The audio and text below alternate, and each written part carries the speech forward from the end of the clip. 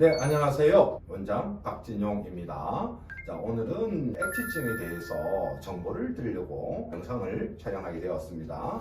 액지증이 굉장히 괴로운 질환인데 수술을 잘하면 재발이 없이 좋은 결과를 가져올 수 있는 좋은 수술이지만 굉장히 어려운 수술이기도 해요. 액지증은 병명 코드가 있는 거예요. 질환이니까 L750, 또 우리나라 심사평가원에서 액지증을 수술 코드를 만들어줬어요. 수술 코드는 SZ033, 지방 흡입에 의한 액지증 수술인 거예요. 자, 액지증은 뭔지 아시죠? 아포크린이라는 분비선이 있는데 정상인보다 많고 큰 거예요. 털이 있으면 이렇게 아포크린이라는 분비선이 있는데요. 이 아포크린이라는 분비선이 피부 안에 바로 여기 진피에 있고 지방층에 살짝 걸쳐 있어요. 자, 상식적으로 생각할게요. 아포크린을 딱 띄면 끝이 아닌가요? 맞아요. 그런데 얘가 종이 한 장 두께이기 때문에 얘를 정확하게 제거를 하는 것은 굉장히 어려운 수술인 거예요. 제가 조직 검사를 해봤어요. 자, 이 아포크린 분비선이 굉장히 크고 분비물이 꽉 차 있는데 우리 겨드랑이 어떻게 있죠? 보통 이렇게 다니면 냄새가 안 날 거예요. 이렇게 다니지 않습니까? 그럼 축축하죠, 겨드랑이가? 축축하면 현기성 디프테리아라는 균들이 잘 자라거든요.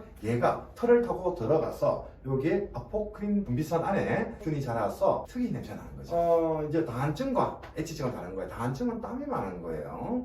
액지증 진단은 엄마 아빠 중에 한 분이 거기 계실 거고, 물론 없는 사람도 있을 수 있다고 오는데 굉장히 드물죠. 4층 이후에 시작하고 기지가 또 물거예요. 물기지라고 하죠.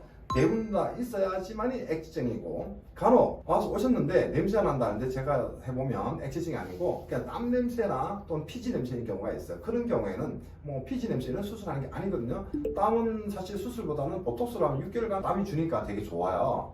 액지증은요, 요즘 점점 어려지니까 여자애들은 초등학교 6학년 했는데 요즘 5학년, 4학년도 시작하고요. 남자는 중학교 1학년이라고 제가 이야기했는데 24년을 하면서 해보니까 요즘은 남자도 초등학교 5학년, 6학년 자꾸 떨어지고 있어요. 수술 언제 할까요? 사춘기가 끝나는 시점에 지나야 돼요. 자, 이게 오랜 경험을 가지면 아는데요. 초등학교 6학년, 중학교 1학년, 2학년 하지 마세요. 이 진피라는 게 격자면 아직 자라고 있어요. 완성이 덜 됐거든요. 이 당시에 수술하면 자라지 않은 아포크린이 생겨서 다시 냄새가 나는 거예요. 그래서 제일 빠르게는 고등학교 올라갈 때 또는 고등학교 때 하는 게 제일 좋아요. 냄새가 심하면. 자, 그러면 액지증이 있으면 무조건 수술해야 돼요? 되게 궁금하죠? 1단계는요, 냄새가 나지만 본인만 알아요. 2단계는 냄새가 나는 사람을 주위에서 알지만 그렇게 불쾌감이 없어서 지장이 없는데, 3단계는 여름에 땀이 많이 날 때 냄새가 굉장히 특이하게 나기 때문에 옆에 가기도 힘들어요. 그런 경우는 3단계는 수술을 하는 게 맞습니다. 무조건. 2단계는 이제 본인이 뭐 데오드란트를 발라야 되고 수술을 해도 되고 안 해도 되는 거예요. 1단계는 하면 안 돼요. 할 이유가 없습니다. 자, 액지증 수술은 여러 가지가 있죠. 옛날에는 뭐 고바야시 제렌청으로 뭐 전기침도 찌르겠는데 그거 다 할 필요가 없고, 옛날에 레이저도 있었어요. 다이오드 레이저인데요. 아포크린이 태운다 했는데 효과가 없었거든요. 고식적으로 절개법이 좋아요. 그런데 보험 수가가 너무 낮은 거예요. 이게 몇십 년 전에 만들어졌으니까 수가가 너무 낮아요. 보험 수가가요 20만 원이 안 돼요.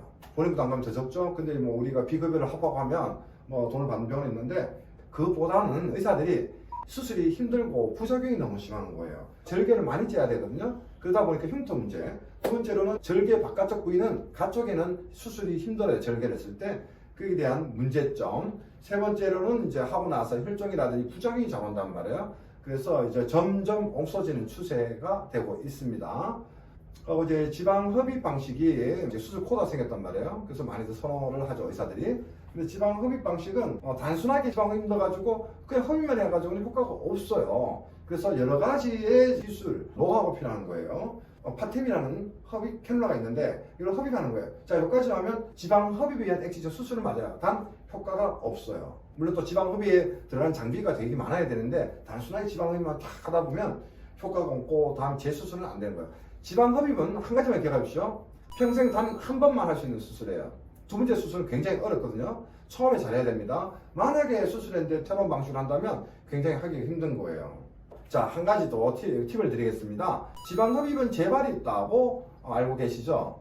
근데 저는 이게 동의하지 않습니다. 제 의견입니다. 왜냐하면 지방 흡입을 하고 나면 겨드랑이가 딱딱해지기 때문에 냄새가 한 달 동안 냄새가 안 날 수 있어요. 그런데 이 바이오본드라는 게 딱딱한 게 풀어지는데 두세 달 걸려요. 자, 그런데 실제 아포크린은 20% 이상 제거가 안 되었는데 이 바이오본드가 없어지면 두 달 후에 냄새가 올라와요. 다시. 그러면 이게 재발일까요? 아포크린이 제거가 덜 된 걸까요? 아포크린이 제거가 덜 된 거예요. 이 재발이 아니고요. 수술이 덜 된 겁니다. 알겠죠? 그래서 재발과 수술이 안 된 거에 대해서 덜 된 거에 대해 제거가 반드시 구분을 하세요. 재발 아닙니다. 수술이 덜 된 겁니다.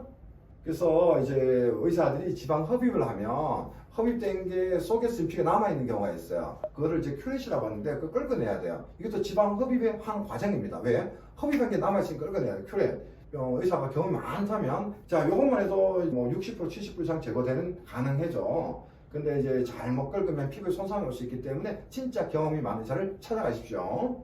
그 다음에 이제 레이저로 하는 거는 효과가 없습니다. 자, 마이크로웨이브 방식이 있는데 사용 설명서를 보니까 비침습적으로 치료를 한다고 되어 있어요. 그래서 단층에는 하셔도 됩니다. 근데 액취증은 아직도 논문이 많지도 않고 그래서 아직은 더 연구를 해야 된다고 봅니다. 자, 그러면 수술할 때는 아프면 안 되니까 진정정맥 마취를 합니다. 케타민이나 포폴 같은 걸로 해서 안전하게 수술하고요. 잔후 마취가 싫으면 국소 마취로도 해도 됩니다. 충분히 할 수 있습니다. 자, 장비가 중요한데 지방 흡입은 뭐다? 에바가 가장 유명해요. 하고 이제 울트라젯이라는 장비가 꼭 필요한데 여러 가지 장비가 이게 적합한 장비가 많다면 수술에 도움이 되겠죠. 물론 없이도 잘하는 의사가 있습니다. 수술을 잘하고 싶은 의사들은 장비에 투자를 많이 합니다. 그런 의사들이 많습니다. 찾아가시면 되겠고요. 자, 처음에는 이 수술 부위에 털보다 조금 더 넓게 디자인을 해요. 여기다가 이제 지방을 녹이는 용액, 그 안에 마취자와 지혈 효과가 있는 거예요. 이거를 충분히 넣습니다. 심평원에 있는 SZ033이라는 수술 코드가 사실은 말을 조금 바꿔야 돼요. 지방 흡입술에 의한 액취증 수술이 나와 있는데 사실은 지방 흡입 장비를 이용한 대부분 진피를 흡입하는 거예요. 지방을 조금만 흡입하고 그래서 지방 흡입술 장비를 이용한 진피와 지방 흡입술이라고 한다면 사실 맞는 것 같아요. 근데 진피는 지방보다 붙어 있지 않습니까? 지방은 몰랑몰랑이고 그래서 진피를 녹여줘야 돼요. 왜? 진피 안에 있으니까. 그래서 울트라젯이라는 이 장비를 쓰면서 넣어서 피부 밑에 진피를 녹여주는 거예요. 굉장히 강력하거든요. 녹여주면 지방도 녹고 잘 나와요. 자, 여기 보면 물 같은 게 나오죠? 이게 진피가 녹아서 이렇게 옵니다. 색깔이 노란 게 아니죠? 약간 하얗게 가까운 색인데 여기 진피입니다. 이런 아포크린 분비선도 일부 녹아서 나오고 하기 때문에 이게 굉장히 중요한 사진입니다. 자, 그리고 나서 이제 흡입을 해요. 이 흡입관이 세 가지가 있어요. 지방 흡입할 때. 그래서 피부를 흡입하죠. 지방은 거의 조금 하고 나머지 피부를 이렇게 흡입하는 거예요. 지방 흡입장 중에 파템이라는 캐놀라가 있어요. 흡입을 할 때 톱니 모양이 돼 있어서 끌어내는 거야, 톱니처럼. 자, 여기까지만 하면 자 상처도 없고 좋습니다. 자, 이렇게 해도 수술된 거예요. 하지만 효과가 30% 정도밖에 안 돼요. 자, 더 올리자. 지방 흡입을 했는데 이 안에 그 진피가 여기 밑에 있어요. 그거를 끄집어내야 됩니다. 자, 이걸 장비를 가지고 아까 남아있는 흡입하고 밑에 떨어지는 거를 진피를 끌어내는 거예요. 자, 이거를 제가 모자이크 표현할 겁니다. 보여주면 안 될 것 같아요. 자, 여기까지만 해도 효과가 60% 70% 가까이는 돼요. 자, 이 상태 흉이 여기에 한 3mm 4mm 여기에 꾸며버리면 게다가 안쪽이라서 흉이 아예 없어요. 부작용이 우리가 많이 긁어내면 피부가 손상이 올 수 있어요. 그래서 치료가 2주 이상 요할 수도 있거든요. 그래서 우리가 이제 확진을 해야 돼요. 그래서 조직 검사를 보내면 확진이 됩니다. 액취증은 반드시 확진을 해야 됩니다. 확진. 여기 보면 피부가 하얗게 보일 거예요. 내가 수술했을 때 이렇게 제거가 된다면 그냥 아포크린 진피층이 거의 다 없어진 거예요. 물론 다른 병원에서는 또 다른 식으로 할 수 있어요. 좋은 방법. 그래서 이게 좋다 저게 좋다가 아니라 각자의 정한 병원에 좀 가셔서 물어보세요. 이렇게 해서 아포크린을 어떻게 제거합니까? 물어보고 네 그래서 이해받고 수술을 하시면 되죠. 자, 하고 나서 액취증은 절개든 지방 흡입 방식이든 상처가 잘 나는데요. 여기 2주 안에 대부분 치료가 돼요. 상처에는 플라즈마 비접촉식 플라즈마인데 째주면 피부의 재생을 도와주기 때문에 되게 도움이 되고 있고요. 그 다음에 이제 고압 산소도 상처를 도와주기 위해서 있다면 좋습니다. 이거 압박고건 입어주기 좋은데요. 요 안에 스펀지를 대었어요. 스펀지.